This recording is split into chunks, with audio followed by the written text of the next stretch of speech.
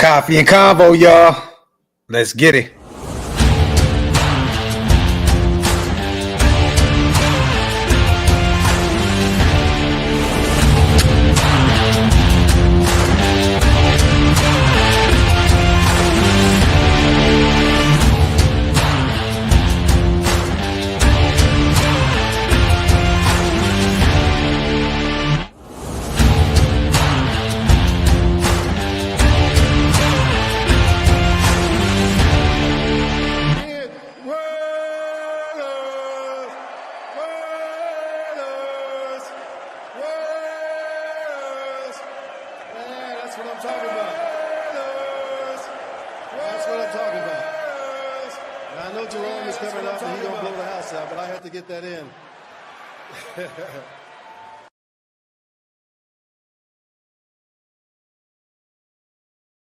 Yo, salute to everybody already here in the building. You guys know what time it is. Welcome to the latest installment of Coffee and Convo. I am your host, Graphk Raider, man. Salute to the greatest chat in YouTube history.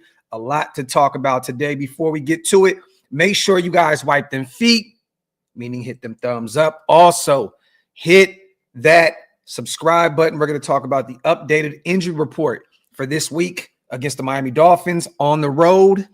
We're going to talk about AP's presser. We're going to talk about Gardner Minshew being named quarterback one moving forward and how this affects our future moving forward.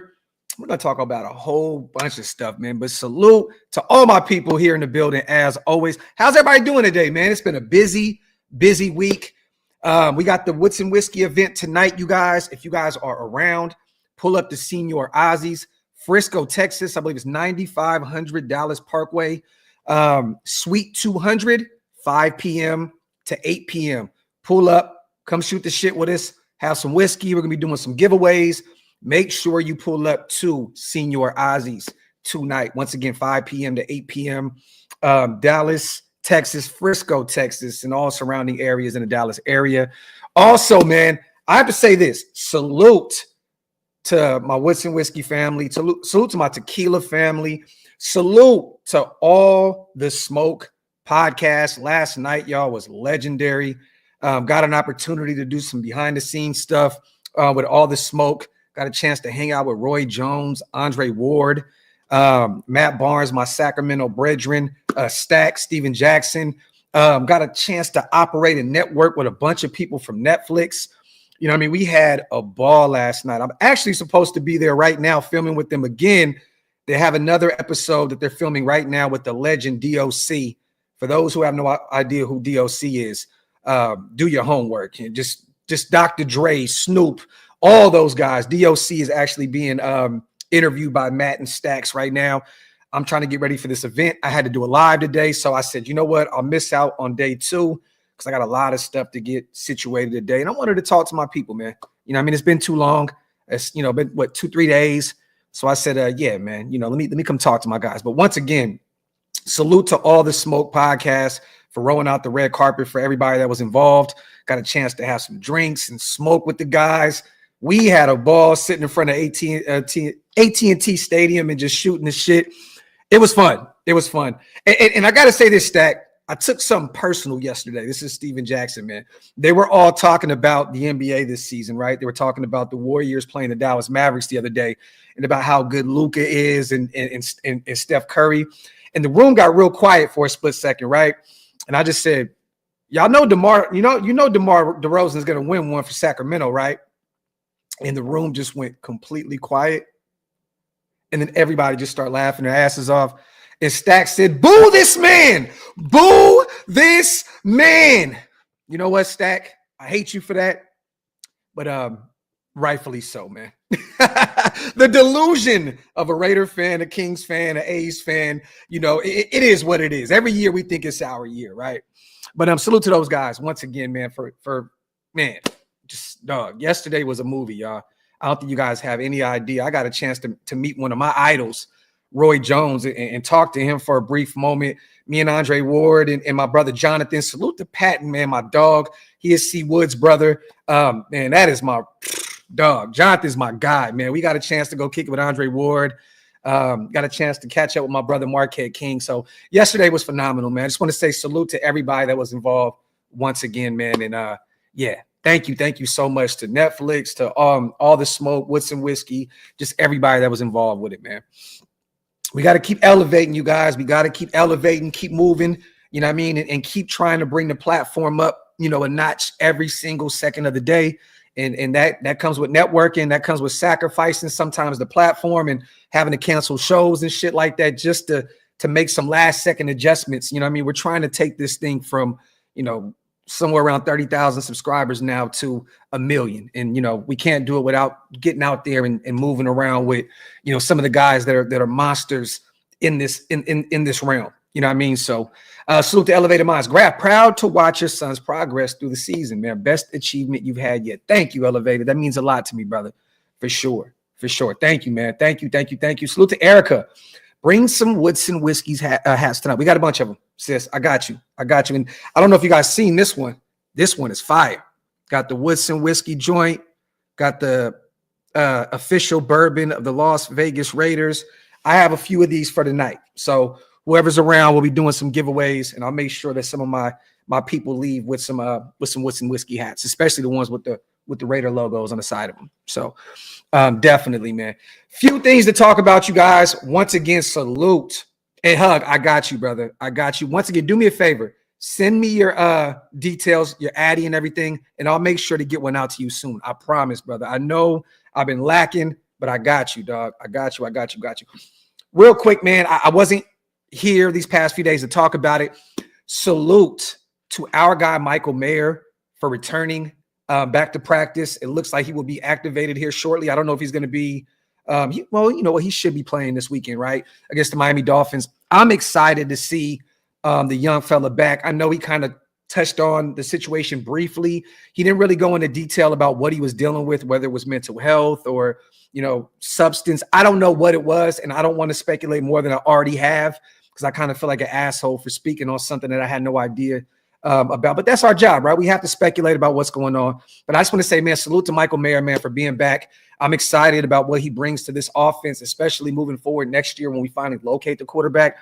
I think that him and Brock Bowers can be a phenomenal duo moving forward. So it's always a blessing to see our guy back in the fold. And also, for those of you guys who didn't see the updated, there will be another update today, but this is what is going on right now. Jacorian Bennett, full, dealing with a hip injury. He was full in practice yesterday. Harrison Bryant, dealing with an ankle injury, did not participate yesterday. Max was full with the ankle injury. Nate Hobbs did not participate with that ankle injury, so something to keep an eye on. It may be Darnay Holmes' season there at the nickel against the Miami Dolphins, which is very scary because there's a lot of speed in that receiving room. Andre James, dealing with that ankle injury, did not participate. It looks as though JPJ will get another look at center, which I'm very, very happy about, because he should have started the season off there regardless. And me personally, I don't think Andre James should have ever got the kind of extension that he did anyways, but whatever. Michael Mayer back in practice full. You know, he was dealing with a personal issue. Great to see our guy back. Jacoby was dealing with that hamstring injury, full yesterday in practice. Colton Miller limited with an ankle injury. Dylan Parham, great to see him back. He was dealing with that foot injury, full in practice yesterday. Andres Pete, ankle injury as well, full. Robert Spillane, that knee injury kind of shook us all up a little bit, right? Full. Looks like he'll be good to go. Cody Whitehair dealing with an ankle injury. He did not participate in practice yesterday. Also for the Miami Dolphins, Teron Armstead, their tackle, rest. Knee did not participate. It looks like he may be, you know, good to go. Some veteran rest. Calais Campbell, rest, did not participate. Kendall Fuller, the corners, dealing with a concussion, so he did not participate. Something to monitor moving forward. Tyreek Hill did not participate in practice yesterday either, dealing with the wrist injury, so that's definitely something to monitor. Robert Jones, center, knee, did not participate. Jordan Poyer, the veteran safety, rest, did not participate yesterday. He should be good to go. Former Raider Alec Ingold, fullback, dealing with a calf injury. He was limited in practice yesterday. Offensive lineman, former first-round pick that just hasn't really quite panned out. Isaiah Wynn, dealing with a quad/knee injury, was limited in practice. Tyus Bowser, My apologies. Linebacker, knee calf. He was full yesterday. Julian Hill, tight end, dealing with a shoulder injury. He was full in practice. My guy, Javon Holland, Oregon product, a guy that I really, really want to bring in free agency next offseason if they don't, bring him back or, hit him with the franchise tag. He's dealing with a hand and a knee injury, but he was full in practice yesterday. Patrick McMorris, safety, also calf, full, good to go. And we'll get another update, you guys, here shortly in the next few hours or so in terms of where we are with our injury report and the Miami Dolphins. So stay tuned for that. Name JPJ the starter now. Yeah, at this point, man, just man, put Andre James on the IR with that ankle and just run it for the next 8 games with JPJ. There's no reason to even take him back out of that spot. I'm so sick of these guys moving guys around so much. Even if Andre is somewhat healthy, you don't insert him back into the starting lineup as the center when JPJ is out there performing the way he is. Moving forward, he has to be the guy to push that offensive line, that unit, to the next level going into the offseason. So JPJ definitely needs to keep that center spot. So to my brother Spivey on a $2 special, man, the first super of the day. I appreciate you, Spivey, my dog. Also, you guys, I want you guys to take on this, man. I wanted to do a video yesterday. I didn't do it. AP has officially named Gardner Minshew the starter, okay? And it's kind of interesting because some of the words that he used were kind of confusing to me, right? So I don't know if you guys checked out his presser. He says, what do we have to lose at this point, right? We're 2-7. I'm looking forward. What do we have to lose at this point, right? We're 2-7. I'm looking forward. And then he mentioned Gardner Minshew as the quarterback. Now, this may be a hot take, you guys. Maybe you guys will not. I know a lot of you are not going to agree with me with this. And a lot of people are like, Graphk, why are you tripping? This is good for the tank. I don't believe so. I don't think that it is. I think that this is a sign that AP is going to go out there and fight for his job and try to win some ball games. Me personally, I do. I think, and this is maybe the craziest shit in the world because Gardner Minshew has 8 picks. He's at the top of the league in terms of turnovers. I still believe he gives us the best chance of winning ball games. And if you're saying looking ahead, I know Desmond Ritter's only been in this system for 2 or 3 weeks. There's some turnaround now with Scott Turner. He said today in his press there's going to be some different looks, in terms of the offense and trying to get the ground game going. And it starts with communication with the O-line. I heard all that. I don't think this is good for the tank. I think that AP is fighting for his job. And I think that he's going to go out there with Gardner Minshew, a veteran guy who is not going to give up, you guys. This Gardner's still fairly young. He's still going to be looking for another job if we don't bring him back on that second year of his 2-year deal next year. The guy wants to win.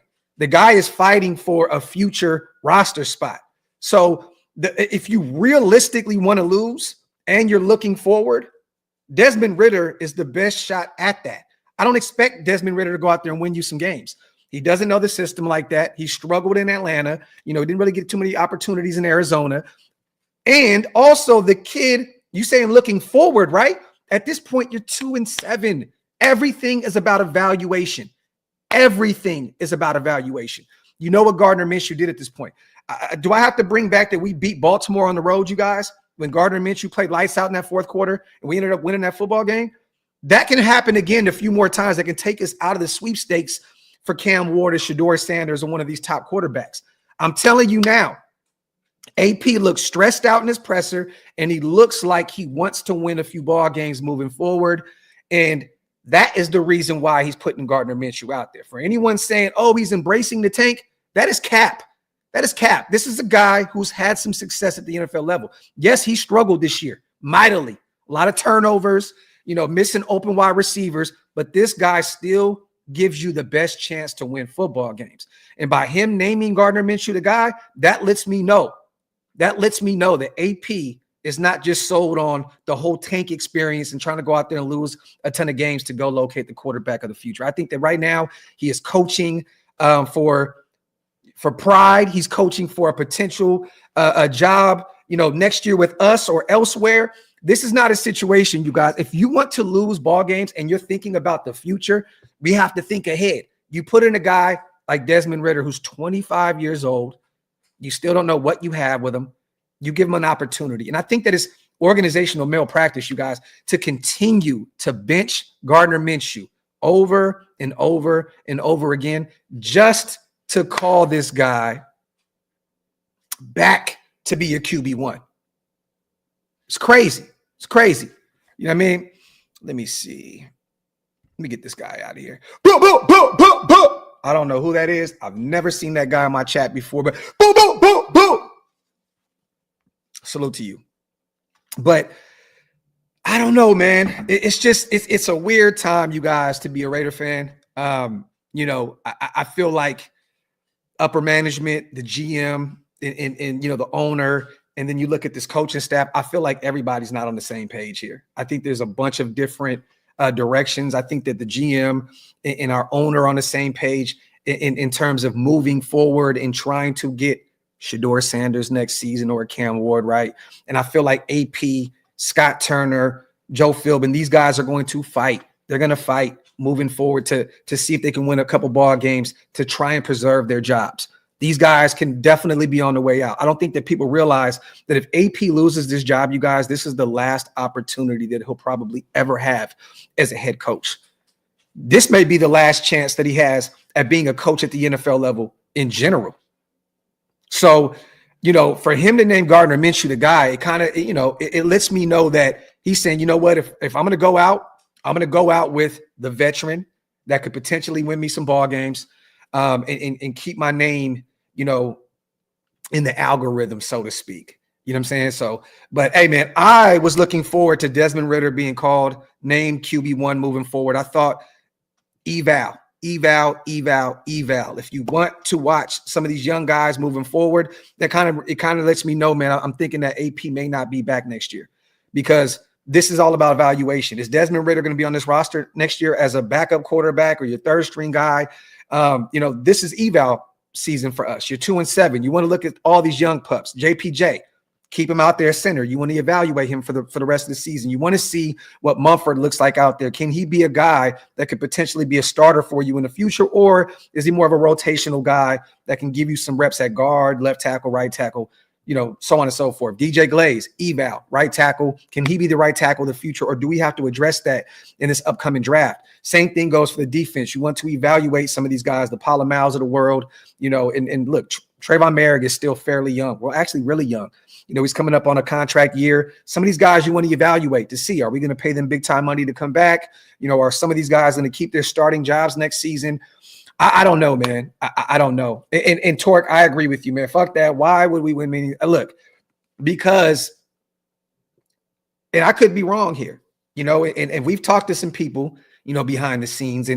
But mind you, no one really knows the direction of this team outside of the general manager and the owner and those guys, up there in upper management. Let me say that, man. I think that AP and these guys are just go out there and coach this team, coach them up, see what you can do, and so on and so forth. But I think all the decision makers are on the same page. It just looks to me like this coaching staff at this point are still trying to fight for their jobs moving forward, and which they should, right? Because, hey, man, a job is a job. I don't care if AP is a Raider fan. A job is a job. He has to provide for his family moving forward. His son is working with him in the building. There's a lot that goes into this, right? So AP should fight for his coaching life up to this point. But look, you guys, I've never been, the guy to embrace the tank situation, but it is what it is. We're here now. We're 2-7.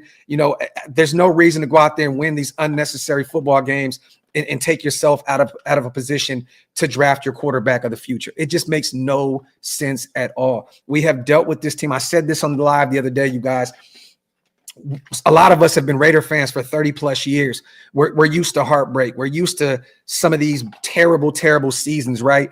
I can get through another 8 weeks of this bullshit if I can go locate my quarterback of the future, right? And that's putting a lot into the pot of Shedeur Sanders or the pot of Cam Ward or whoever it is. There's a lot to it. There's a lot to it, right? But I'm just at the point where I'm like, I just want to see my Raiders draft a quarterback. In my lifetime, I've watched them go get, it's been mainly veterans. We got Derek Carr in the second round. He did a phenomenal job early on for us in his career. You know what I'm saying? We didn't have a ton of success, but he was one of those guys. I seen us draft Jamarcus Russell, number one. That experience was absolutely terrible. I watched this in the early 90s, go get Todd Marinovich and thinking that he may be the guy of the future. But then you look at a bunch of veterans. You look at, bringing in the likes of Rich Gannon, who performed very well for us, MVP, but you look across there were so many veteran guys that we brought in and thinking that they can be the guys to help turn this thing around. Carson Palmer, trading some draft picks to Cincinnati to bring him in. That experiment didn't work out how we wanted it to. It's time to go get a young quarterback. And I'm not talking about those mid-round, Connor Cooks. I'm not talking about those mid-round Aiden O'Connells. I'm not talking about these UDFA Carter Bradley type of guys. At this point, you have to take a chance. You have to take a chance early on. You have to go out there and get the likes of a Shador or a Cam Ward. It's mandatory at this point. I can live with if these guys don't pan out. At least you took your shot, and if it doesn't work, it sucks. And we're right back at the drawing board dealing with the same problem, but I can deal with it moving forward if we get one of these guys in the top 3, top 5, and it doesn't work out. It doesn't work out. I'm cool with that. I'm okay with that. At least we're giving it a shot. At least we're giving it a shot. At this point, you guys, we have to look towards the future. We have to. And,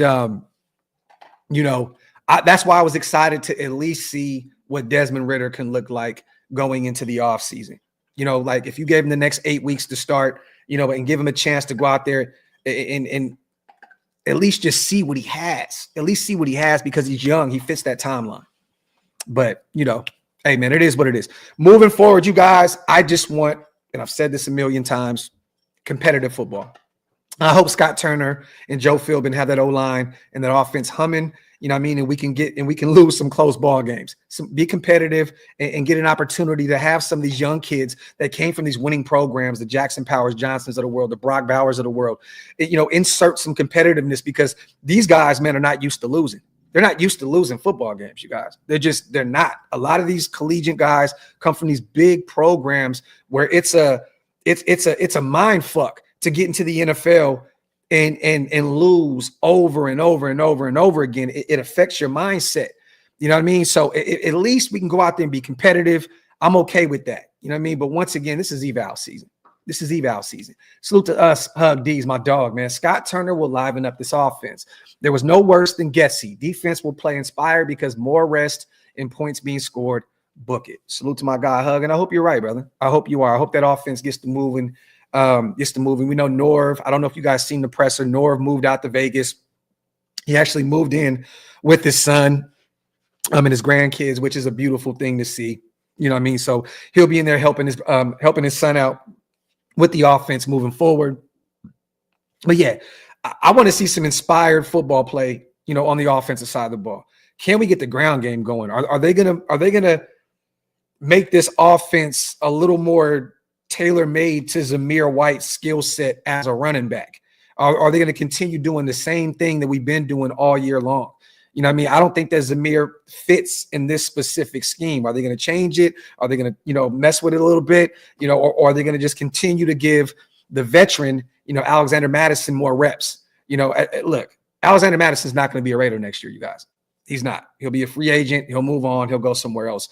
Zamir's still on a rookie deal. You want to see what the young kid can do. So moving forward, I want to see him get a ton of more reps, which he hasn't been given lately. And rightfully so. He struggled this year. But, yeah, man, Hug, I agree with you, brother. Definitely want to see more inspired football on the offensive side of the ball. Want to see us score more points. And we're going to be fighting, a Miami Dolphins team on the East Coast where we have, historically been pretty bad. And they came off a big win against the Rams. I mean, they didn't take the world by storm at all, with that win against the Rams. But, Tua and company, they still think that they're in the thick of things in the playoff hunt. So they have something to go out there and fight for.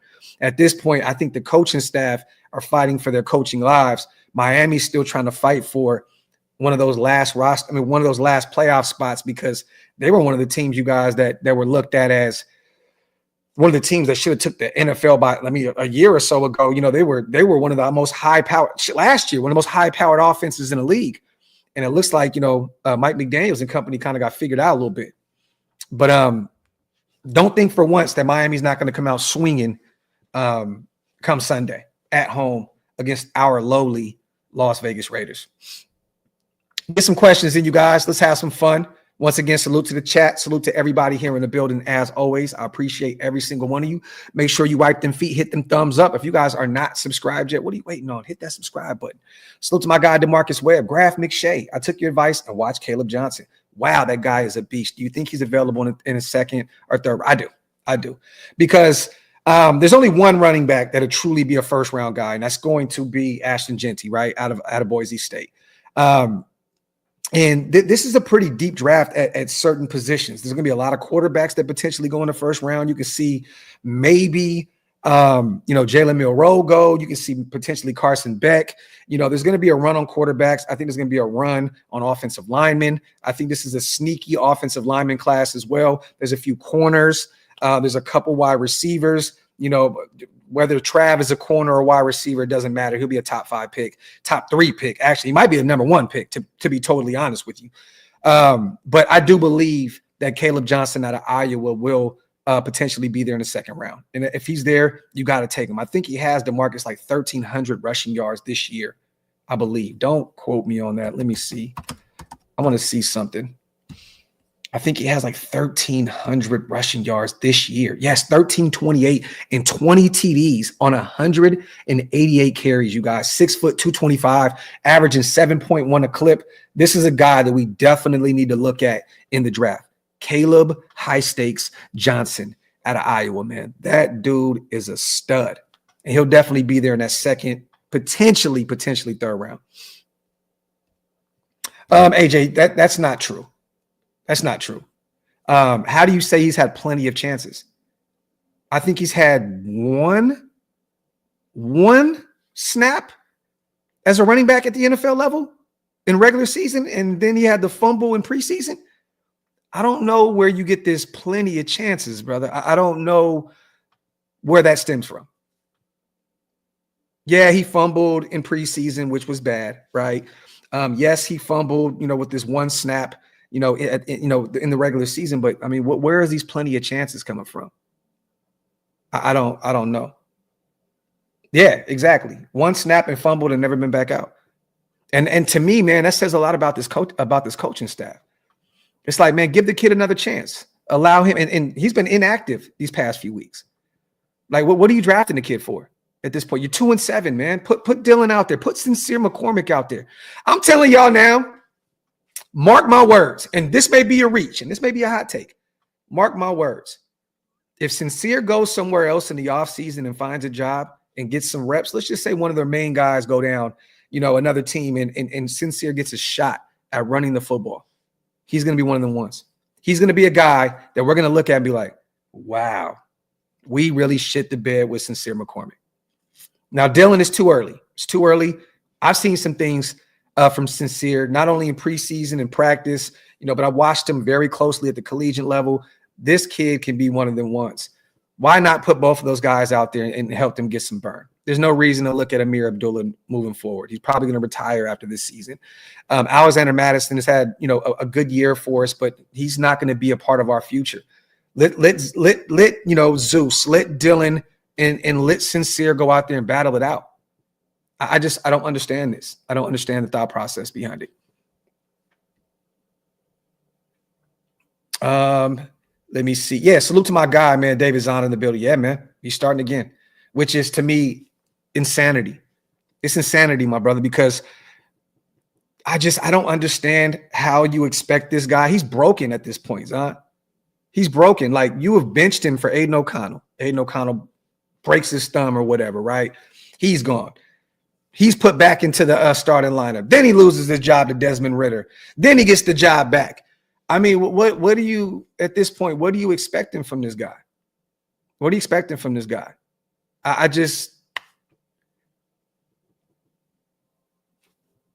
would have just loved to see Desmond go out there and get a chance to run some RPO. Run some RPO. I want to see what this kid can do. He can use his legs. He has a cannon for an arm. He's a physical specimen. This dude is insane. I just thought that they would have gave the young kid, and they may still do it again. I mean, knowing AP in them, Gardner Minshew may struggle in the first half, and Desmond Ridder gets the whole second half. And then it's like, what are we doing? We're just going to continue this? I wouldn't even be shocked if Desmond Ridder was the guy in the second half if we're losing by a shit ton of points to the Miami Dolphins. But once again, it's like, it's just, this is poor coaching. Go with the young hand. Go with the young kid that you just brought over to see what you have in him. You already know what Minshew is.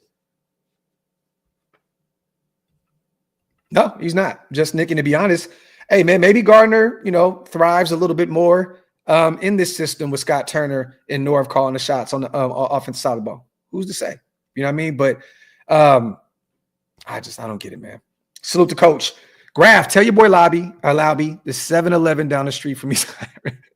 I don't want him to miss out when he gets cut from the team, man. Salute to you, Coach. I'm still holding out hope for my guy, Dylan, man. I am. Salute to you, though, Coach. Coach, you hater. You hater.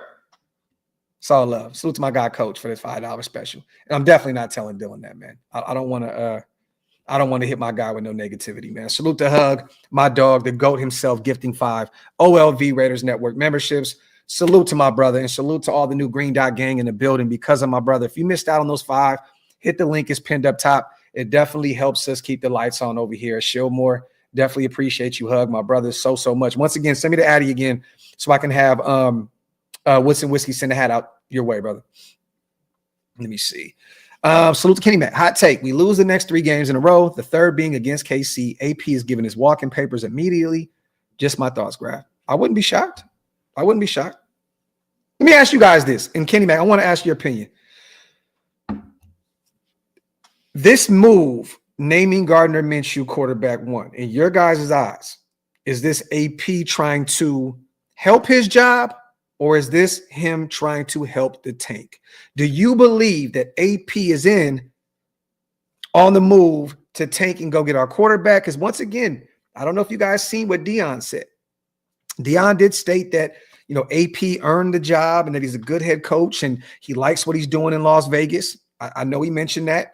And, all the signs are of Shedeur going to Vegas. I want your opinion on this. Do you think that he knows his job is safe and he's putting Minshew out there to continuously lose moving forward? Or do you think this is him putting him out there to potentially just lose more football games and get his quarterback in the future? I'm going to be honest. I think he's putting him out there because I think that he gives him the best chance to win. I do. I think that this gives him the best chance to win. I think this is AP trying to preserve whatever he can this season in terms of victories. Salute to Kenny Mac, my dog, man. My brother, man. Let me see. Salute to Niles in the building as well, gifting 5 OLV Raiders Network memberships. Salute to you, sis. I appreciate you so much. Once again, salute to all the new Green Dot gang people in the building, man, because of my sis Niles. Salute. Let me see. Yeah, I mean, well, McAllister was reverted back to the practice squad. We let him go a few weeks ago, I believe, right? Keaton's on the active roster, hasn't really been that active. Carter Bradley, that's another big question mark to me, right? He fits that big mold, that 6'3", 6'4", big body quarterback that Tom Telesco likes. I thought that if anything, Carter Bradley would get a look. You know what I'm saying? You went and got him as a UDFA out of South Alabama. He showed some strides in preseason. I thought maybe you would give Carter, if anything, a look if you're not going to give Desmond Ridder a look. And Gainer's already out there. He's been out there getting a ton of reps at linebacker and a ton of reps in special teams as well. But I definitely want to see him out there a lot more. Rich Love, that is a very, very bold statement when you have Brock Bowers on this roster and you have Michael Mayer back after his personal leave. So, yeah, that's crazy. Now, if you're saying that Brock is essentially not a tight end and he's more of a, just a Swiss Army knife, you line him up outside, line him up in the slot. If that's what you're going with, then I kind of get the troll that you're running with. And I like Justin Shorter. I think he's a good football player. I don't know if he's going to make this roster next year, but he's a talented kid. And he's a converted wide receiver, I believe, too, right, Rich?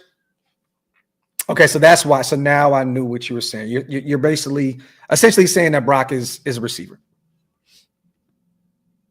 But Shorter's not better than Harrison Bryant. Shorter's not better than Michael Mayer. Shorter's not better than Brock Bowers. Let me see. Salute to my sis, Erica. Why would all this fall on AP when he was not given anything to work with regarding coaching and mainly a quarterback? Well, Erica, let me say this. Coaching was his forte. He brought in Marvin Lewis. He brought in Joe Philbin. He brought in Luke Getsy. He brought in Cadillac Williams to help run that running back room. He brought in all those guys. That was his coaching staff that he brought in. So if the coaches ain't coaching, that all falls on AP. I thought that Tom Telesco did a good job drafting. I mean, look right now, he has 3 starters in the first 3 rounds. You know, I don't know if it gets any better. You're very lucky to get 3 starters in a draft. You're very lucky. That's actually a phenomenal draft. If you can get a Glaze that plays starting right tackle for you, JPJ, who's your starting center now, essentially, right? And Brock Bowers, who is one of the greatest tight ends in the NFL now in year 1.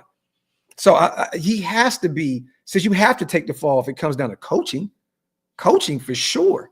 Now, I don't know whose hands were in the pot in terms of bringing in Gardner Minshew. Was that a collective of him and Tom Telesco? You know, I don't know. But I'll say this, man. I think we give AP a ton of credit, and some of it is definitely deserved. But we went 5-4 last year, you guys.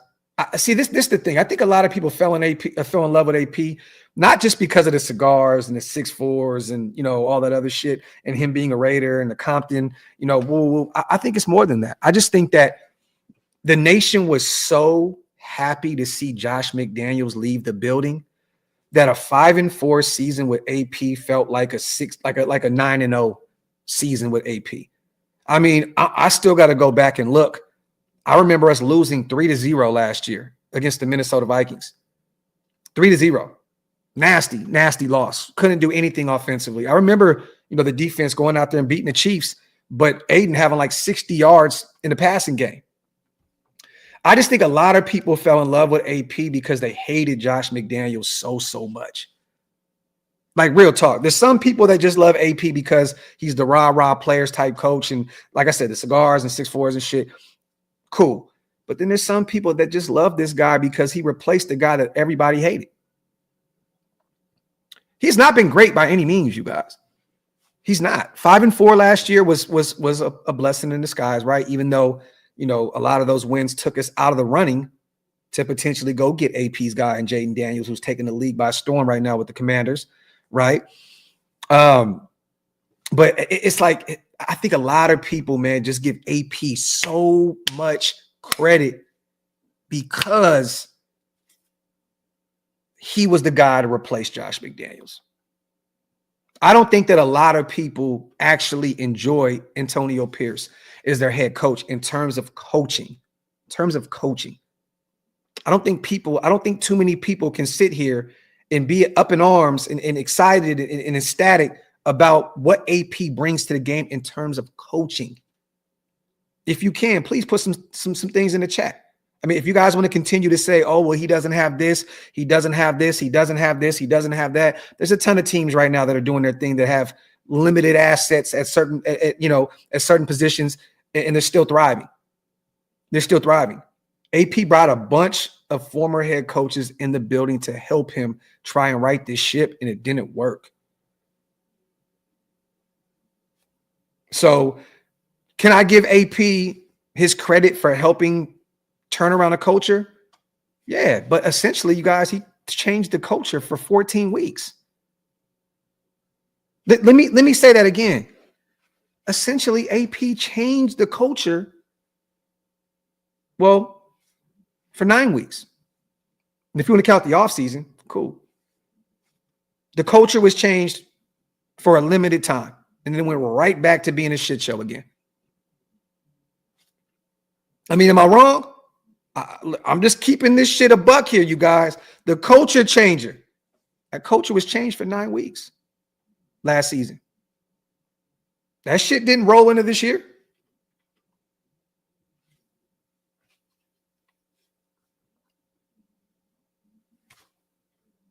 But hey, it is what it is. Do you think we finally see some 12 personnel? Spivey, I don't know. I don't even know what I don't know what Scott Turner's playbook looks like. I got to do a deep dive into what that offense looked like with the Commanders. I know that he's never had a top 20 offense out there in DC when he was calling the shots as the OC. Let me dive into that a little bit. But you would love to see it. But with Luke Getsy out of the building, maybe he kind of tinkers with the offense a little bit and does some different things. I think they want to get the ground game going. I think that's the first thing that they want to get rolling with. But who's to say? I don't know. I don't know how much 12 personnel he ran with the Commanders, but I also know he never had the likes of Michael Mayer and Brock Bowers is tight end 1 and tight end 2. So let me dive into that spot, and I'll definitely do a video on that as well. Salute to Eris. We make excuses and settling for mediocre talent. Talk that talk, Eris. Talk that talk. Salute to my brother, man. How many more O-linemen, wide receiver sets do we say? Put Mumford on the outside, baby. He is the new X. He is the new X. He's the X receiver, man. Facts. Let me see. BMO, I'll just be watching the fight. I actually have tickets to it, but I'm not going to go.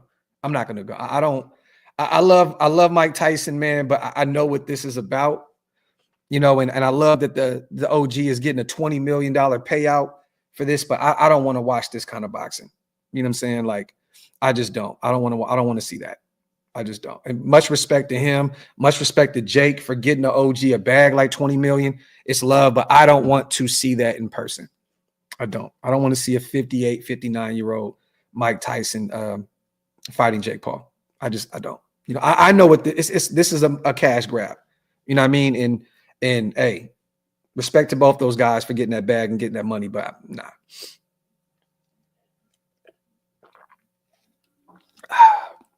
Wipe them feet, y'all. Hit them thumbs up. If you guys are not subscribed yet, make sure you hit that subscribe button. And y'all, you guys got to tune in to the All the Smoke podcast. They did an episode, I believe it's dropping today. Andre Ward and Roy Jones, in-depth conversation about this fight. Dog, I have to say this, man. Andre Ward is an intellect.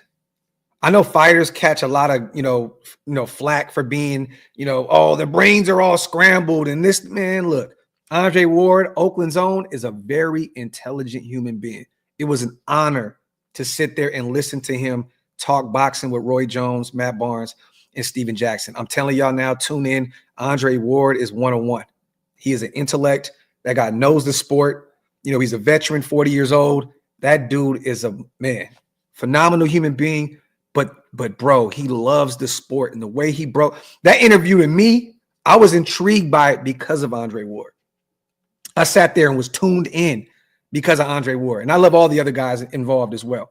But man, that was a phenomenal display of podcasting by Andre Ward, man. You guys tune in if you get an opportunity to do so, man.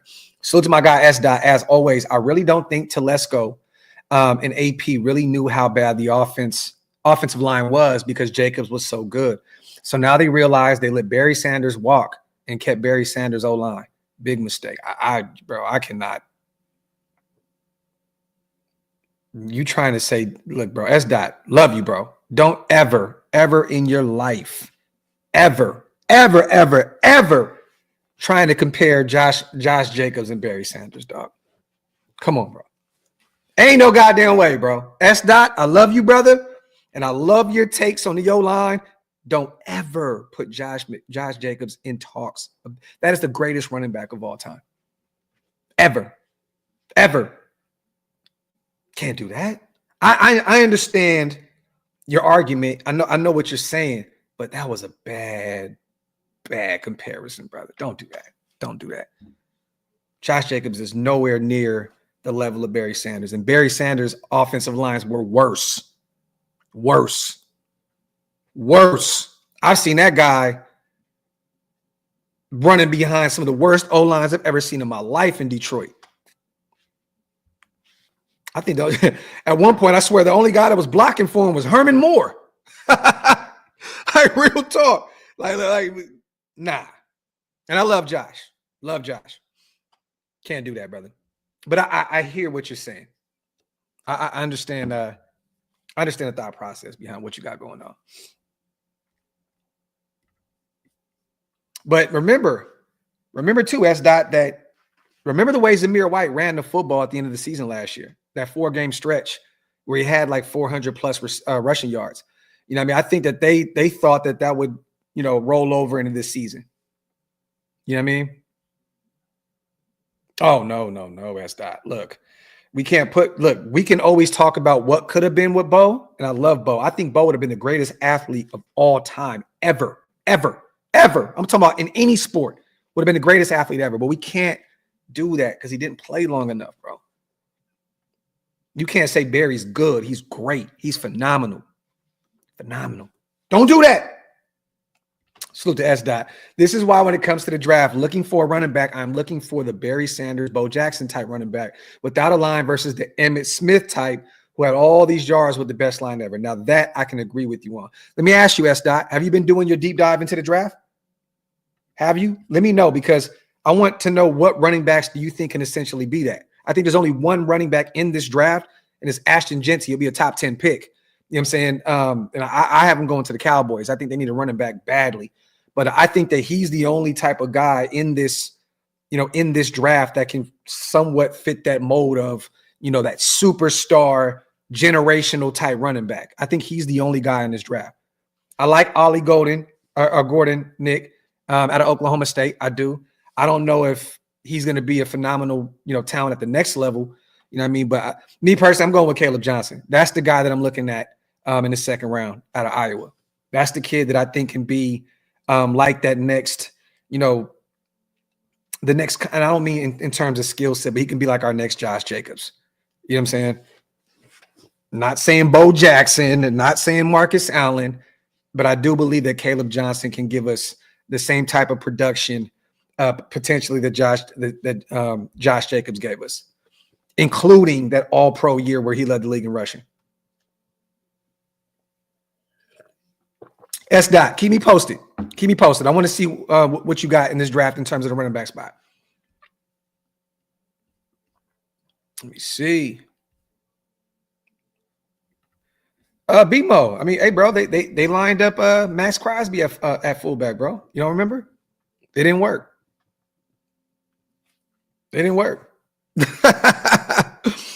So, I mean, look, man, the O-line has to get this shit together. But realistically, BMO, we just don't really have a great running back room right now. I think we just have to come to terms with the fact that we just don't have, an up-to-par running back room at this point. Zeus has regressed since that nice little four-game stretch last year. Alexander Madison has been a good goal line, back for us. But, I mean, it's just not a really good – it's not a good room. It's not a good room at all. Sean, I do like Sampson, too, out of Tennessee. Definitely. He's a stud. He's definitely a stud. Salute the God family and Raiders for life. There's only one and one only to blame for this season. And now I have a feeling, God family and Raiders for life, the way you worded that, I have this nagging suspicion that it's Mark Davis. Is it? Or are you gonna hit me with a troll response and say like Derek Carr? Let me know. Yes. Caps, that dude is a baller, bro. Baller. Phenomenal. I would love to bring in Hampton out of North Carolina if that's the move. That's another one of the guys that I definitely am looking at in this draft. The young kid out of North Carolina, he's a baller. Was it Ontario Hampton, I believe? I think that's what it is. Oh, school. Oh, facts, bro. Facts. Axe, it's Shador. It's Shador for me. I just think he's the most NFL ready. I think he's the most polished. I think that he wants to be here, and that's a major part for me, that he wants to be a Raider. Since in a situation where it's like, Dion may turn down, pull an Eli on us. This is a situation where Shador feels fits for him. He wants to be a Raider. He's actually out there begging to be a Raider. And I just think he's the most NFL ready, Now, let me ask you this, though, Ax. This is interesting, right? And I want your guys' opinion on this. We need to get a quarterback. But let's say we draft number one. Do you stop and think for 1 minute about Travis Hunter, the best player in this draft? Do you think for a second, if we're at 1 and Shedeur and Travis Hunter are both on the board, do you think for a moment and say, maybe we can get the young kid out of Indiana in the second round, or maybe we can get Jalen Milroe in the second round? Maybe we can find, Drew Allure out of Penn State, at the back end of the second round, or beginning of the third or second, whatever. Okay, I love it. I love all of these answers. There you go. Everybody is embracing that we need a quarterback. I love it. So we're all on the same page here. I love it. I love it. And Travis Hunter is my favorite player in this draft. But we have to get the quarterback. So I love it. Salute to you guys. We are on the same page.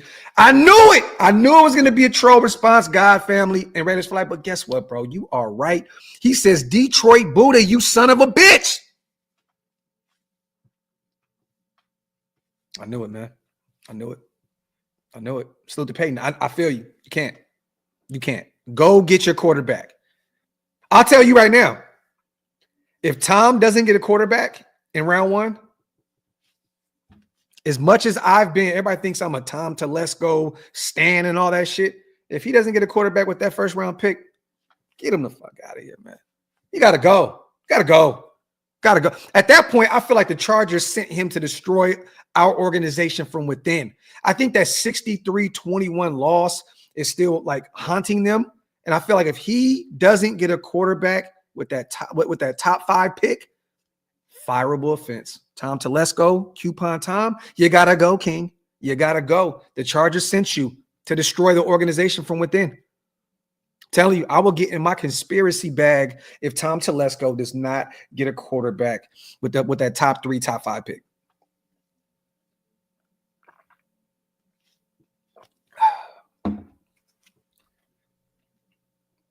I think that Cliff Kingsbury is going to be coaching the Chicago Bears next year, S-Dot. I think he's going to go to Chicago with all those weapons they have on the offensive side of the ball. He's going to reunite with his quarterback, Caleb Williams from USC. And I think that he's going to fix that situation out there in Chicago. Poorly ran franchise, Ryan Poles, Matt Uberflip, all those guys just suck. They absolutely destroyed that kid in year 1. No QB is worth a top 5 pick. Next year? Oh, what do you mean? Or do you mean no quarterback in this year's draft is worth a top 5 pick? So basically, let me get this right. I think you're saying wait to get your quarterback until Manning pops out next year. I think that's what you're saying. Now, do you think that any of these veterans, Max Crosby and let's just say maybe Christian Wilkins, do you think these guys want to stick around for another shit show of a year next year? And holding out hopes that you can get Manning out of Texas?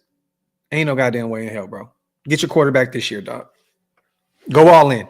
This is the year you have to get your quarterback, because then you have a full draft class and you have all that salary to go out there and spend in free agency.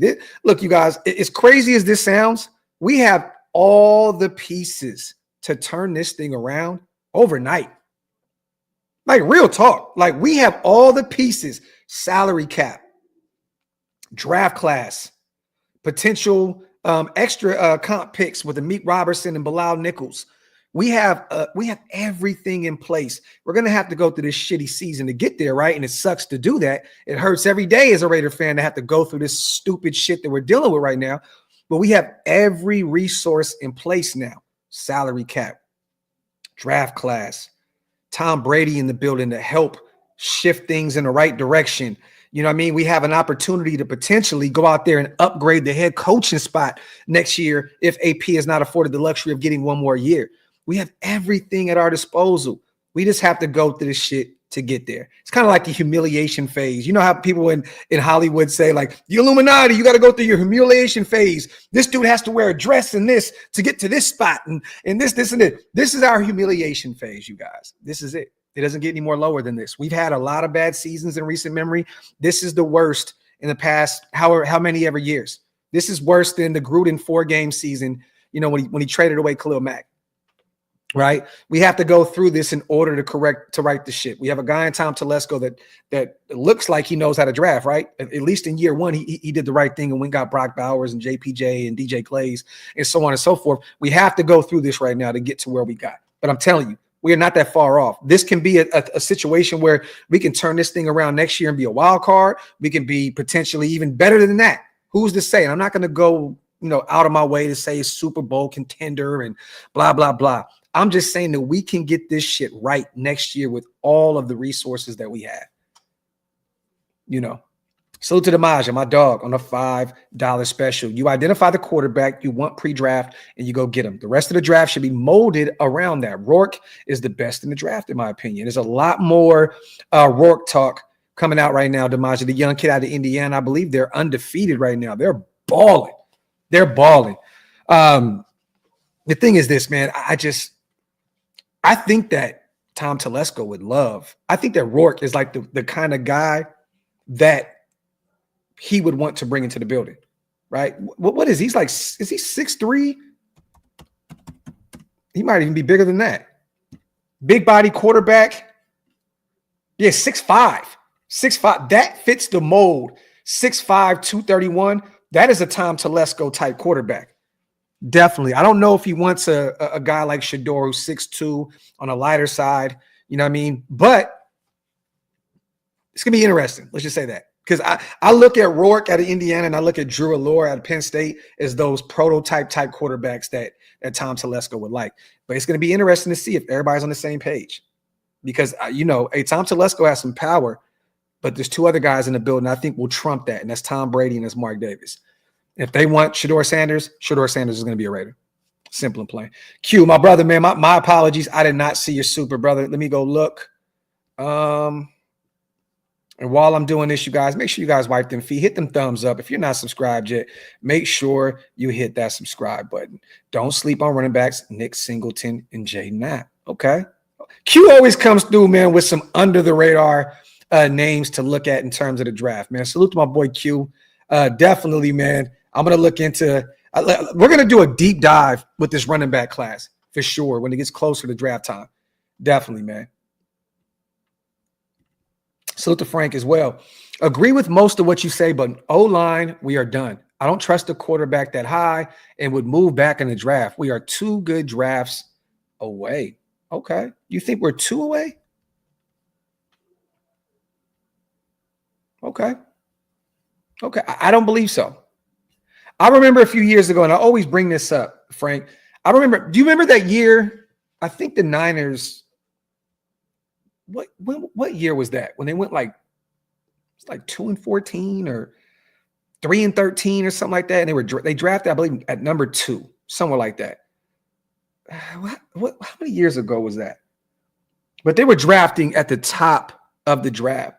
That year, they ended up going to the Super Bowl. I think that's the year they lost to the Kansas City Chiefs. And then, Miami, one of the worst teams in the NFL, they go identify, the quarterback position. Next thing you know, they turn that organization around. I don't think this is going to be 2 good drafts away. The thing is this, Frank, we have a good draft class now. And all that's going to happen is these guys are going to get better. JPJ is going to get better. Brock Bowers, somehow, some way, is going to get better. DJ Glaze, with more repetition, is going to get better. DeCameron, we don't even know what DeCameron Richardson is at this point. I think with him getting more reps, he's going to be better. Bro, we still have Trey Taylor. We haven't had an opportunity to see him yet. Our 7th rounder out of Air Force and so on and so forth. So, and Tommy Eichenberg has not even hit his stride yet either. So I think it all relies, if we can get a really good draft class next year, and then this draft class that we had last year takes that next step, I don't think we're that far off. I don't. I truly don't. I really, really don't. Salute to Frank, man. Great comment, though, brother. Great comment. Let me see. Salute to my brother Raider Ryan in the building. Everyone hit that like button and support one of the most entertaining and educational shows and one of the best chats in the world. Raiders! I've never heard educational, Raider Ryan. I love that. I will take that. I love that. Salute to my guy Raider Ryan in the building on a $5 special. That Raiders fan also with a $5 holla. It's do or die for the Raiders this offseason. Just want to see a winning team, tired of the misery. Facts, man.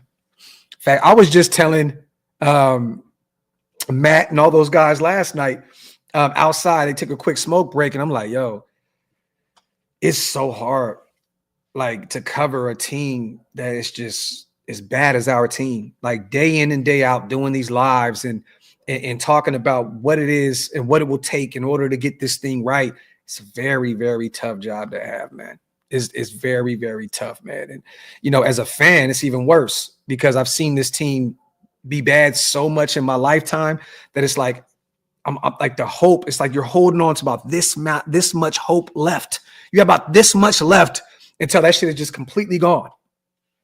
You know, it's funny now. Like I look at some of these guys that I came up around, like uncles and my OGs, right, that loved the Raiders when I was growing up.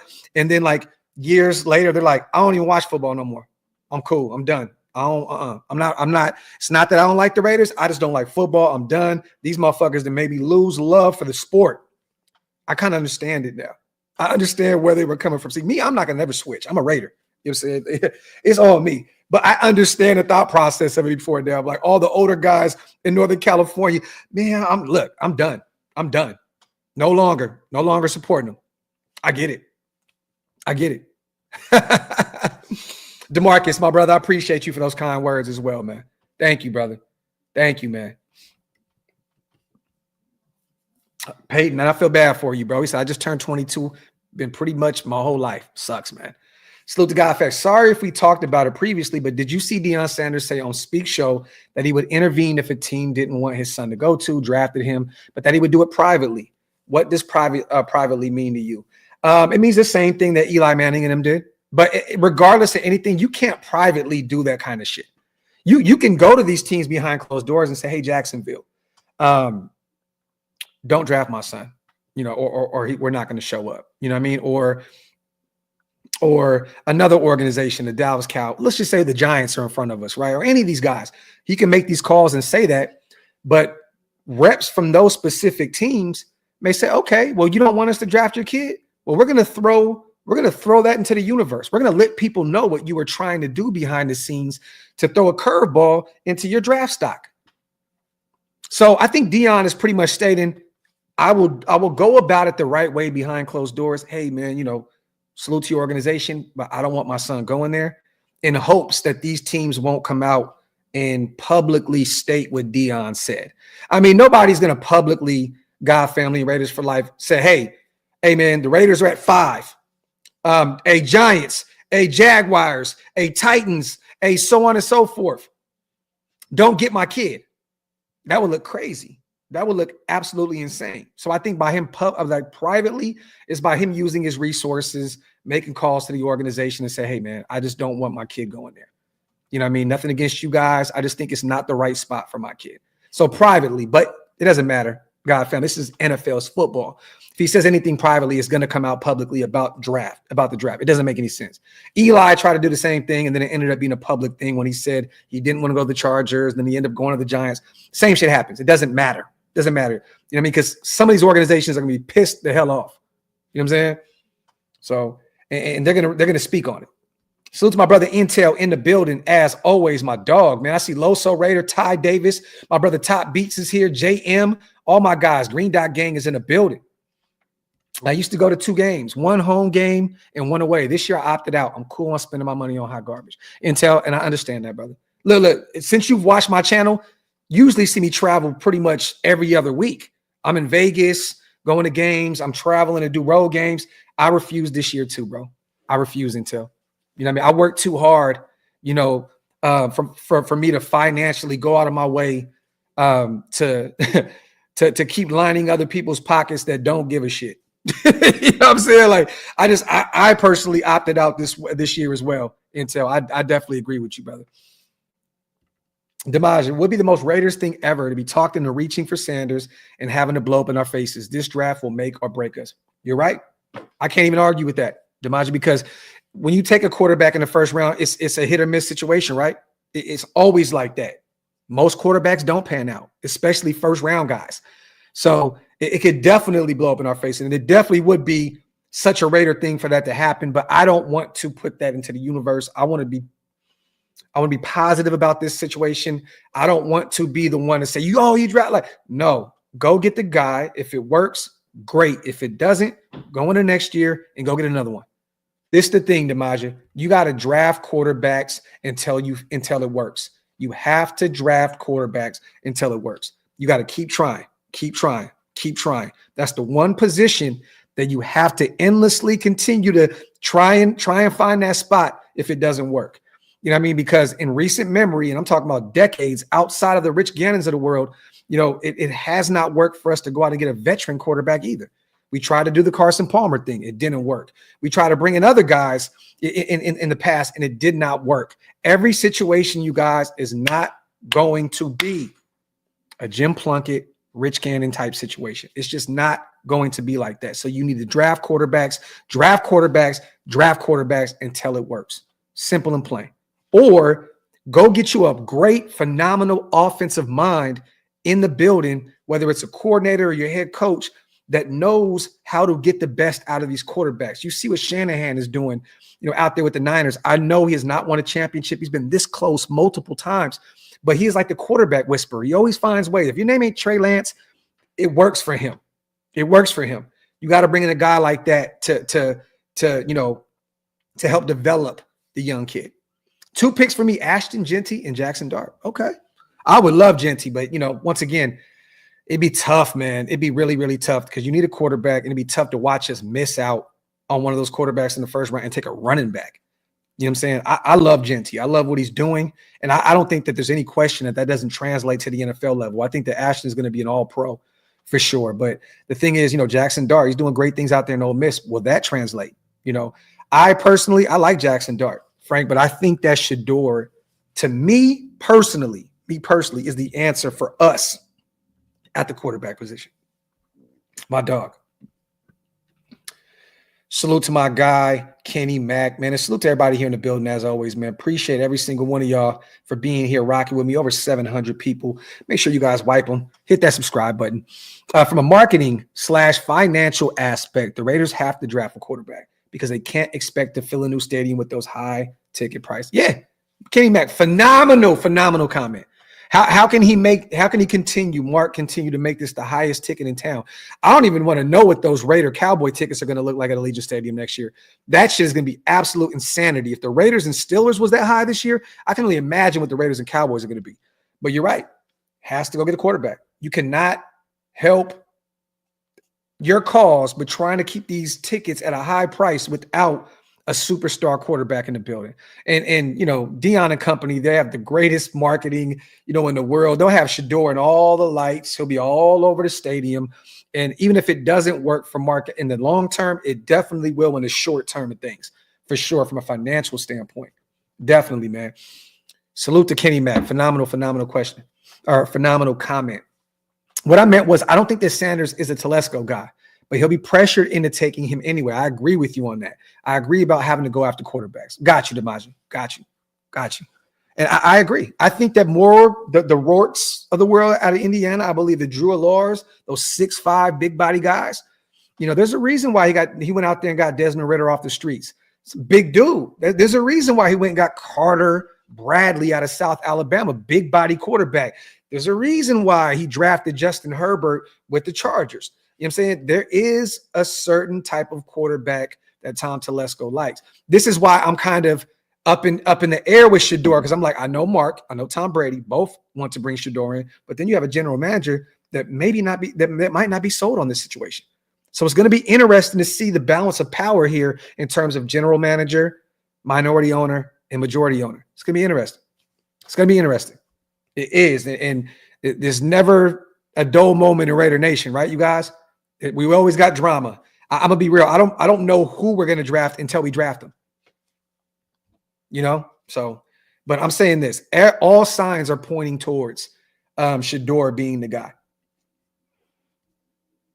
Devin, this is facts. He had people watching Jackson State, not Colorado. He got people watching Jackson State. Dog, I've never seen a Jackson State game in my life. When him and Dion went over there, bro, every bar I went to, every place that I went, their game was on. These guys are must-see TV. And Mark is not going to be able to help himself when it comes to that, Dev, right? I mean, you look at it now. He's bringing in artists every week. Usher, Rick Ross, Bone Thugs and Harmony, this and that. It's a circus now. It's a circus now. So even if the football aspect doesn't work, the finances are going to line up for sure. And Graham, you ain't never lied, bro. You ain't never lied. Telesco has no damn choice. Lose your job if you want to, buddy. Facts. Facts. You ain't never lied. Salute to my brother Graham Cam, one of the other mob fathers in the building. Salute to Ty Davis, my brother. Are we really trying to win, or is it BS? Do they really truly think that we can win out? Quick shout out to my daughter who just got sworn into the Navy. Beautiful, man, Ty. Salute to you and your beautiful family, man. Much, much love to you guys. And man, hey, it's kind of it's a mixed bag right now, Ty. I really don't know where to go in terms of things. I feel like AP naming Gardner Minshew, and I think a lot of people, he's going to help the tank. I don't know, man. I personally still believe that Gardner Minshew gives you the best chance to win football games over Desmond Ridder, over Carter Bradley. I do. Personally, I still believe that he affords you the luxury of winning more ball games than any of those other guys. That's why I wanted Desmond Ridder to get in there and just get a look at what he can do moving forward and just lose a ton of games and get into the offseason and get your quarterback. But this, to me, is a situation where I think AP says, hey, let's go out there and try to win some games. I don't know if the upper management and the coaching staff are on the same page in terms of what they're trying to do right now in terms of win-losses. I don't know. I've never been so confused by what they're trying to do. Usually it's kind of like clear. Even a few weeks ago, we're like, okay, I see what we're trying to do. Minshew, 8 picks. You bring Desmond Ridder in. We get a look at him, and then you see AP name Gardner Minshew the quarterback and say we have to look ahead. And I don't know, man. I don't know. Gio, no. He said this multiple times, and Deion said this the other day as well.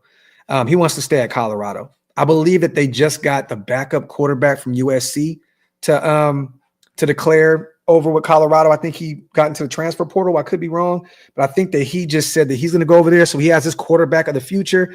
And he was just on a podcast the other day, I think with Keyshawn and company. And he stated, I don't want to go anywhere. He likes the collegiate level. He likes to be able to help, mold the next superstars of the future. I don't think that he's going to leave. And I think that if Deion did leave at some point, potentially it would be the Dallas Cowboys, or it would be one of those teams that he played for in the past. But I don't think that he's looking to coach in the NFL right now. I don't think so. I don't think he's in play at all. Salute to Gio. Salute to God and family, my guy. Can you do a mock draft with highest super chat gets to decide what to do with the pick? 1 minute timer for super chats bid. Winners can pick or make a trade. And are you going to the draft city again? Yes, God, I am. I'll be in Green Bay, and we're going to be doing a live show from Green Bay. So stay tuned for that. And you guys, God, I've never come on here and ask people for super chats. So that's on y'all. I don't want to do that and be like, and look as the guy, like I'm trying to take people's money, because that's never been who I am. I never come on, send some money and we'll put you up. I don't want to do that. You know what I mean? If anything, God, we can do one right now, and I'll just give you guys the reins to do it. I don't want to sit here and ask people for the highest paid money, to do that. That's just not who I am. You know what I mean? So, but we can definitely do one on the way out. It's all good. And I'll let you get round one. Let me see. Boss Grim, I tried meeting you in Cincinnati. It was a whirlwind out there, boss. So my apologies. I don't know if you reached out to me, but bro, we were all over the place. You know what I mean? So it was so difficult to be able to meet up with anybody. I swear I got kidnapped like 5 times in Cincinnati, bro. I don't even know where I was most of the time. Swear to God, bro. I had no clue, bro. Yeah, hey, Deuce, and there's no shade to what they do over there. That's just not what I do over here. You know what I'm saying? I don't want to do that. I don't. People work too hard, for this shit. I just don't want to do it. That's not what I do. Let me see. Mondo, content. Allie, yeah, man, thank God. And you know, being with Stu too, you never know. You never know. Adam, I don't think so. Yeah, JC, the draft is in Green Bay. I don't think that it's us showing our hand too early. I mean, what have we said from our side of things? We haven't said anything.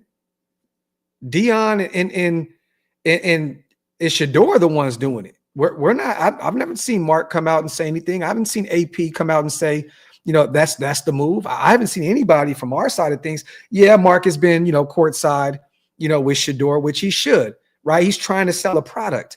You know, you got WNBA. He's trying to, you know, boost those ratings, boost those sales.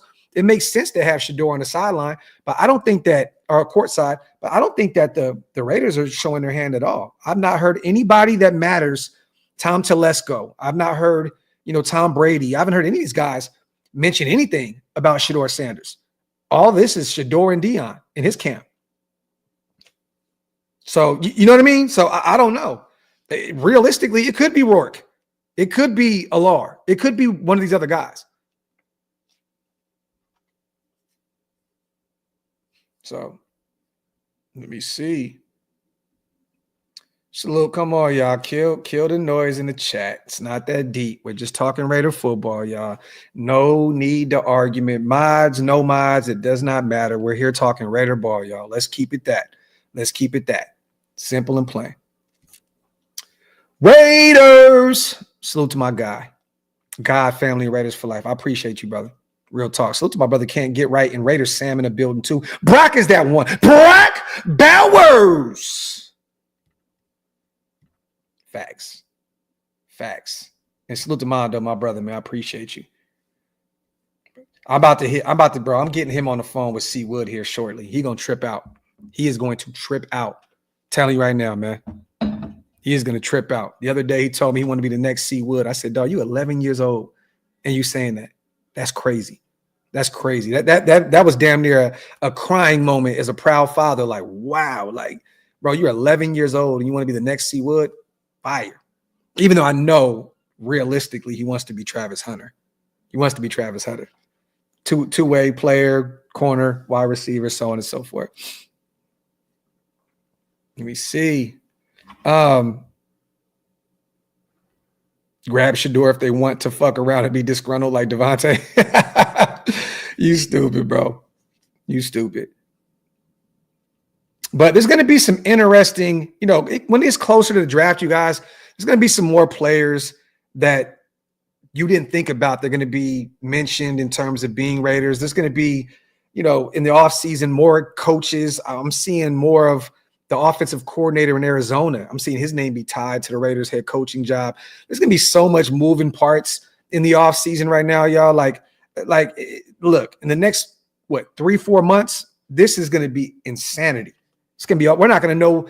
We're going to be so confused about the direction of this team. Everybody's going to be like, what the hell are we doing? What are we doing? What are we doing? There's going to be so much noise and hype around free agency, the coaching staff, the draft. We kind of got to just pump the brakes a little bit and stay tuned. You know what I mean? Let me see.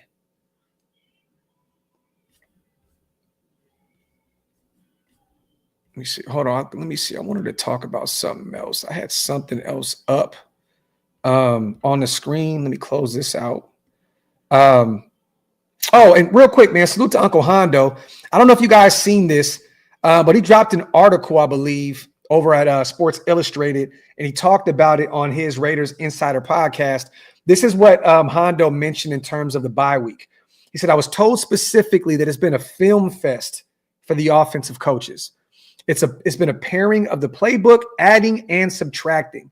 Pierce knows what he wants to do, which is the old Al Davis system, pound the ball and go down the field with a vertical attack.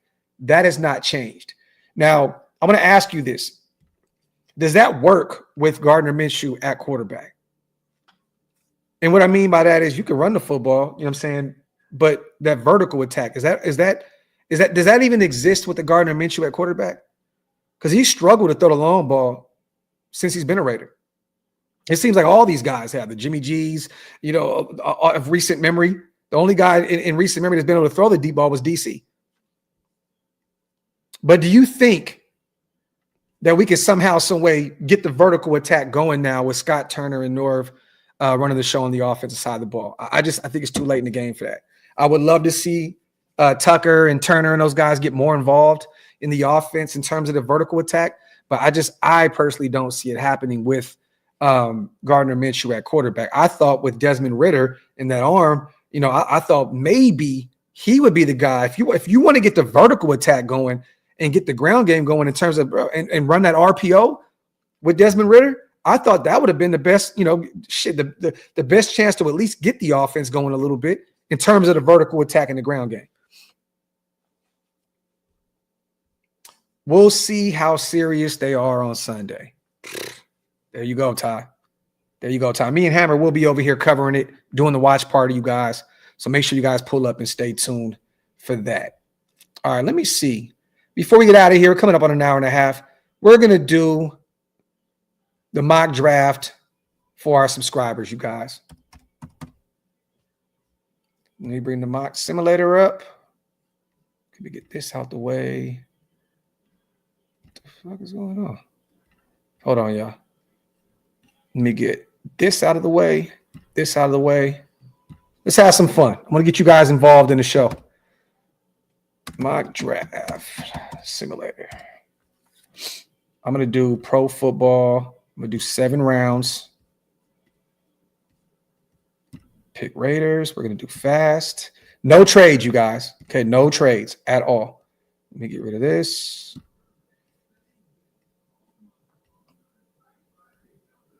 Let me see. Let me read Sweet Jazz real quick. Salute to you on a $20 special. Do people really understand that a team is not going to move off their pick by simply throwing 3 or 4 first rounders at them?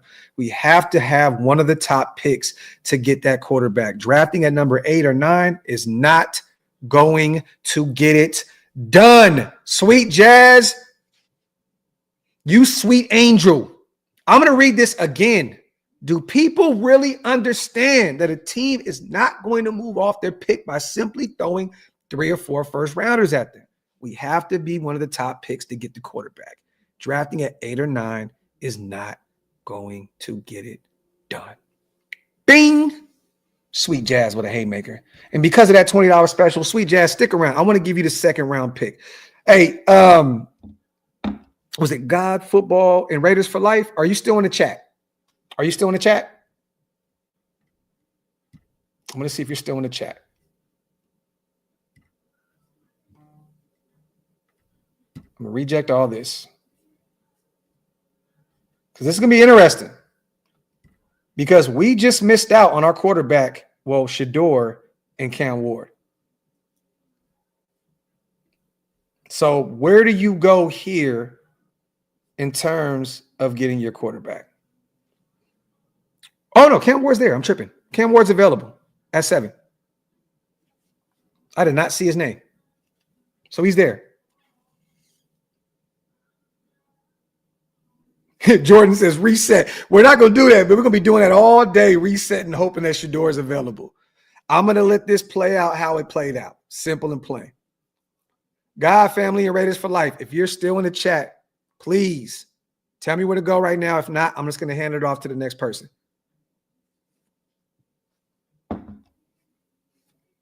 All right, everybody in the chat, I'm seeing a lot of get Ward. Ward. All right, this is y'all draft. I'm going to go with the consensus now since it's going to be difficult to get everybody to the one-by-ones. So we got Ward there. Reject. All right, here we go. It's on you guys. I see a player right there that I would love at 38, but it's on you guys. No trades. Do you get some O-line help here? Do you get a running back? I know who I would like to take right there. Caps and yes.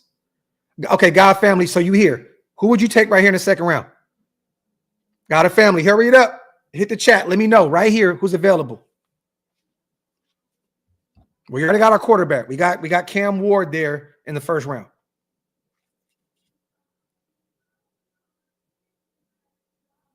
Q says, look at wide receiver.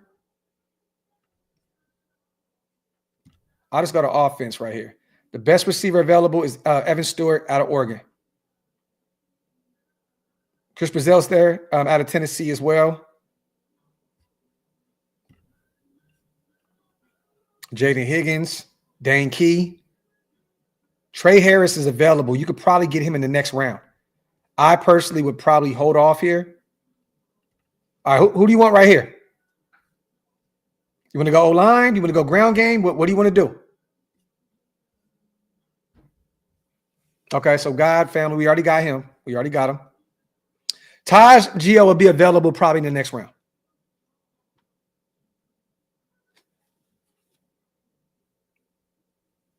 Q, I think that Trey's going to be available in the third round.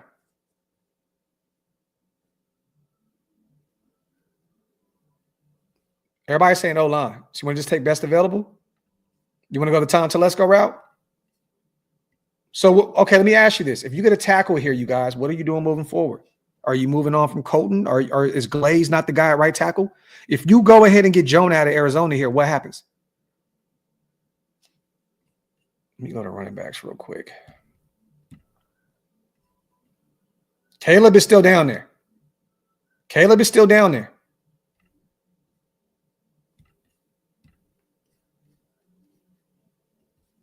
Okay. All right. So I'm gonna do what you guys want to do here then. We're gonna go to all. Get the guy out of Arizona. Now, what do you want to do here? Do you take the best running back or you take the best wide receiver available right here? Trey Harris is still available. He's still there.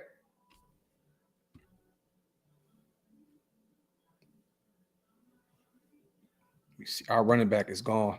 Oh, Caleb's still there. We got 2 third-round picks, you guys. Do you want to go ahead and take Trey Harris here? You want to take Harris right here? I take Harris here. Take Harris here, and then you could double back and potentially get Caleb Johnson.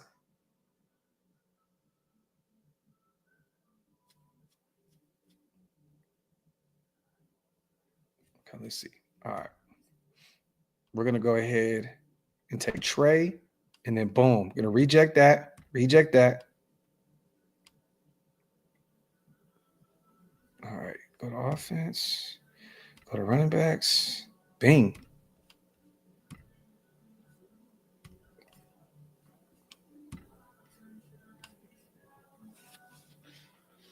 All right. What position do you attack here, you guys? We got an offensive lineman. We got a quarterback. We got a running back. We got a receiver.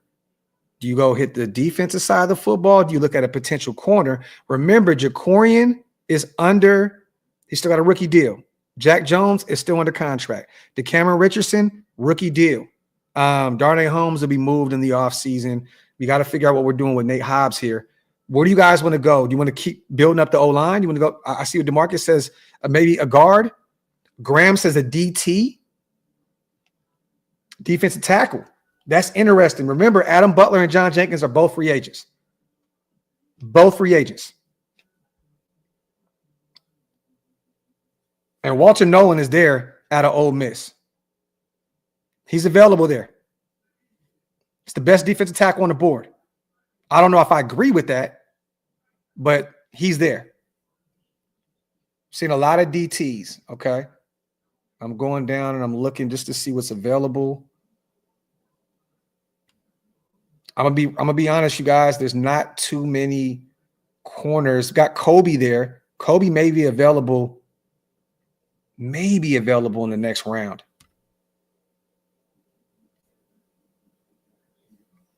All right, seeing a lot of DTs. I'm gonna take Walter Nolan, 6'4", big body. We're gonna go ahead and go him. He's been phenomenal for Ole Miss. And damn, Kobe's out the board. He just went. So we got a DT. You want to look at linebacker? Okay, I see a lot of linebackers here. Okay, so let's do that. Boom. Go to linebacker. Power Echols is there. Nicholas Martin's down there. Jay Higgins out of Iowa. Let's look at edge real fast, y'all.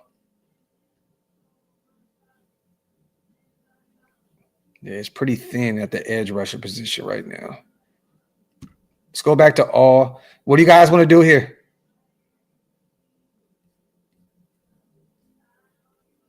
Jack Sawyer's off the board, Mike. He's out of there. He's been gone. Let me see. See some safeties. Safety or linebacker. Okay. Let me see. We were just talking about Jaden Otq right there out of Cal. Best corner available is Will Lee the third. You want to go get that big body safety out of Oregon? We can go safety here or we can go linebacker. Kane is the best available linebacker right now to UCLA. Is Xavier Watts still there? Torque?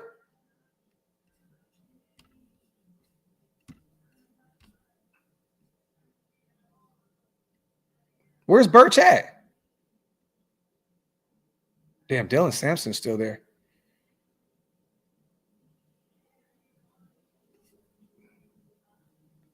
Am I just not seeing what you're talking about?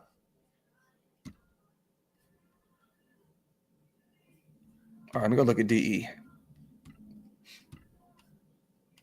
Oh, yeah, Jordan Birch. There you go. Fuck it. Go get an edge rush right there.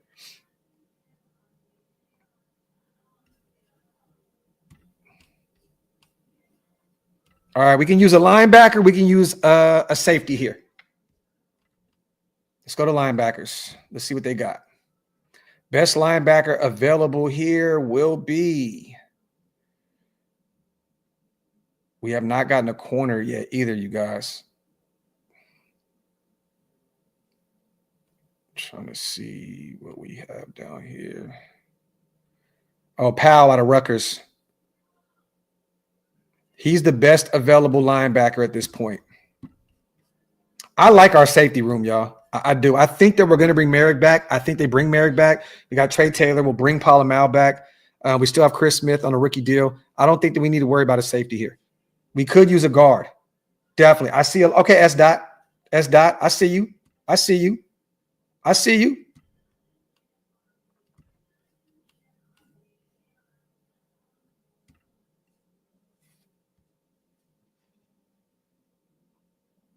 Right here. Those are the guards available. Josh Gray is the best available guard out of Oregon State right here. You got Xavier Truss out of Georgia.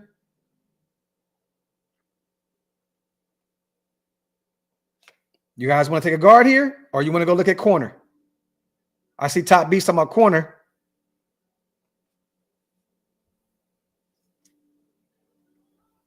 So he's saying guard. I see a lot of guards then. I'll probably take Truss here.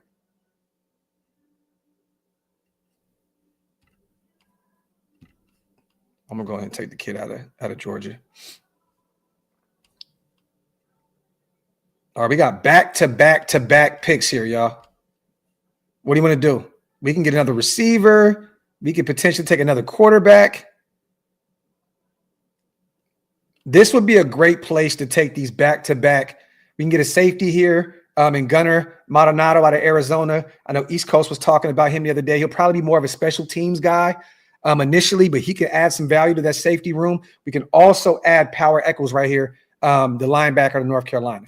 So you want to do a duo of safety, linebacker, and then take a potentially another quarterback? Let me see what quarterbacks are available. Donovan Smith is there too. All right, so let me see. I think Shiloh's off the board, you guys.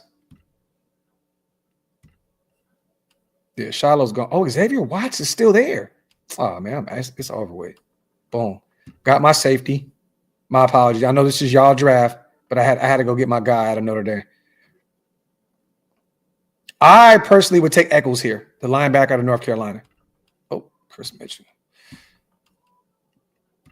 You want to get a linebacker here?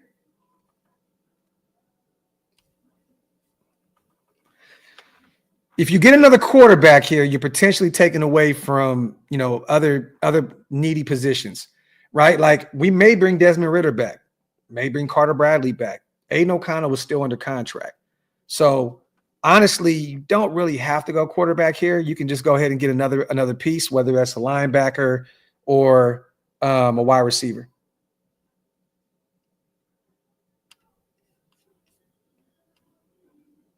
Let me see. I'm gonna go ahead, man, and just take this one right here. I'm gonna go ahead and get my guy out of North Carolina. All right, so we got a linebacker, and then Deion Brooks is the best wide receiver on the board left, but that's not my guy though. I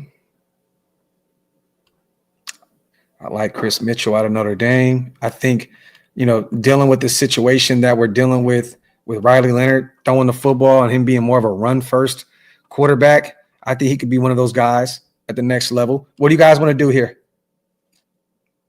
What do you guys want to do here? We don't need a tight end, Benjamin. We don't need one at all. We got plenty of those. Raider Field, we already got a big body wide receiver. We just got one in the third round. I think we took Trey Harris. No, BMO, he's off the board.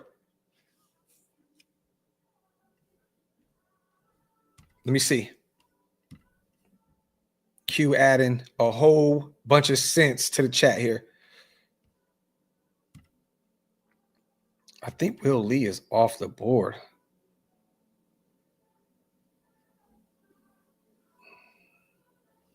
Yeah, he's gone. He's gone. Q. He said, get Juice Scruggs. So let me see. Best player available is Roman Hemby, the running back out of Maryland. I'm going to add, what should I do right here? We can get another running back. You want to take Jaquavius out of USC here? We can get another running back.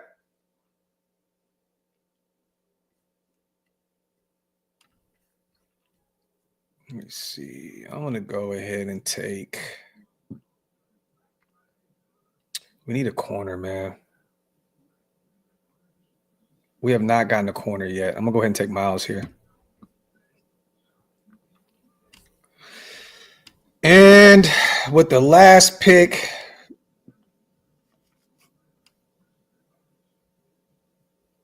let's see.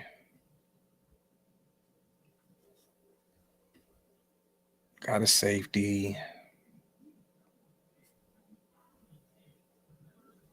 I'm gonna go ahead and I'll take another running back. I'll get Marks there just to add some value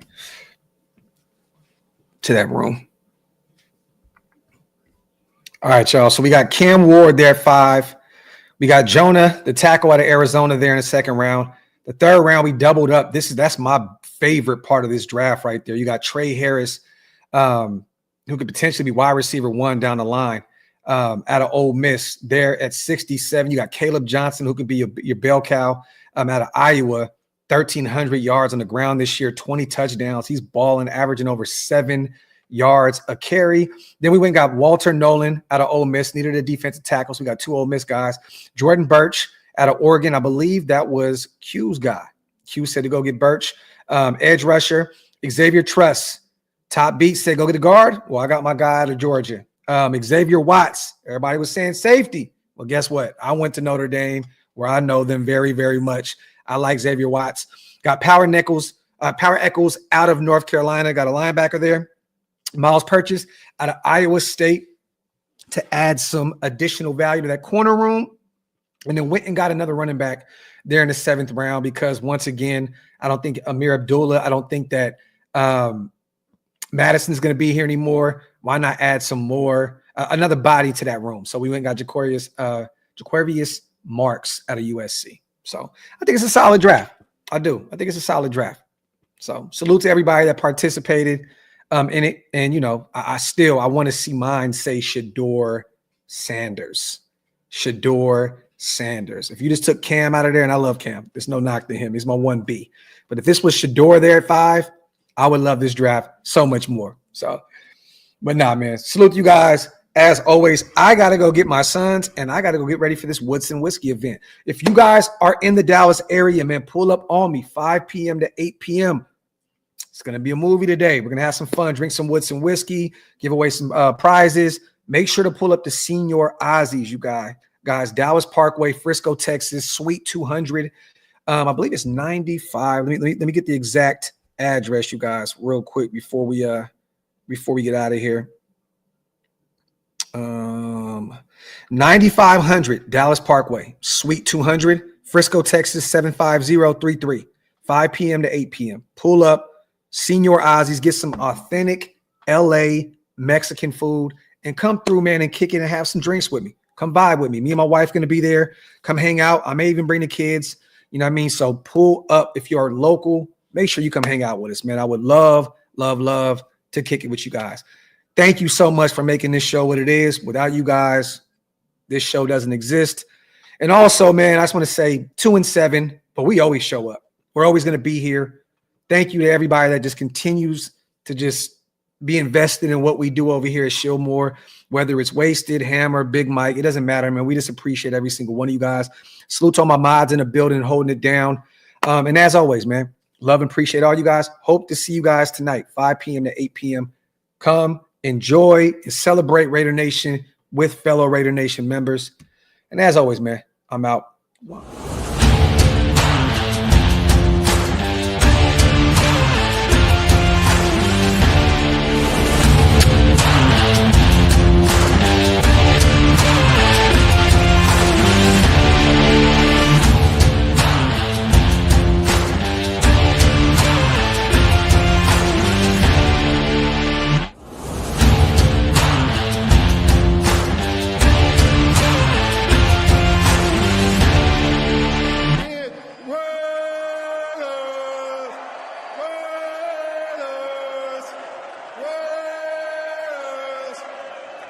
That's what I'm talking about.